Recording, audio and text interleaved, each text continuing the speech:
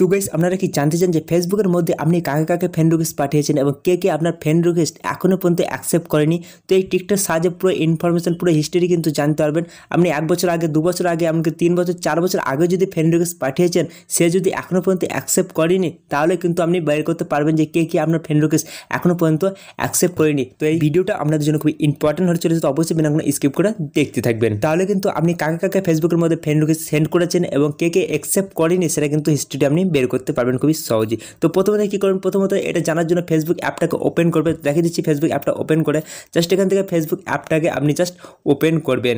এখান থেকে Facebook app আমি ওপেন করছি। ফেসবুক অ্যাপ ওপেন করার পর জাস্ট কী করবেন, আপনাদের যে প্রোফাইল আইকন দেওয়া আছে প্রোফাইল আইকনে ক্লিক করবেন। এখানে ক্লিক করার পর একটু নিচে আসবেন। নিচে আসার পর এখানে একটা অপশন পেয়ে যাবে, দেখিয়ে দিচ্ছি। এখানে যার অপশন নাম হচ্ছে ফাইন্ড ফ্রেন্ডস। এই ফাইন্ড ফ্রেন্ডসে ক্লিক করবেন। এই ফাইন্ড ফ্রেন্ডসে ক্লিক করার পর এরকম ইন্টারফেস চলে আসবে। এরকম ইন্টারফেস আসার পর এখানে ডান দিকে একটা অপশন পেয়ে যাবেন সি অল বলে।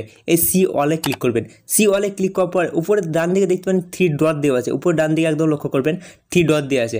এই 3 ডটে ক্লিক করবেন। পুরো প্রসেসটা ফলো করবেন, তাহলে খুবই সহজে আপনারা বের করতে পারবেন। স্কিপ করে দেখলে কিন্তু বের করতে পারবেন না। তো এখানে জাস্ট কী করবেন, ভিউ সেন্ড রিকোয়েস্ট পেয়ে যাবেন। মানে 3 ডটে ক্লিক করার সঙ্গে সঙ্গে ভিউ সেন্ড রিকোয়েস্ট পেয়ে যাবে। জাস্ট এখানে ক্লিক করবেন।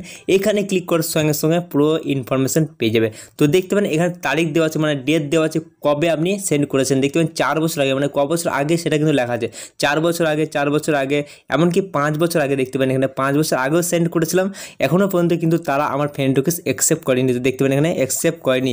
টোটাল দেখতে পাবেন এখানে 13টা কিন্তু এখানে ফ্রেন্ড রিকোয়েস্ট সেন্ড করেছিলাম আমি। তো দেখতে পাবেন তারা কিন্তু অ্যাকসেপ্ট করেনি। এখানে দেখতে পাবেন 13টা কিন্তু শো করছে।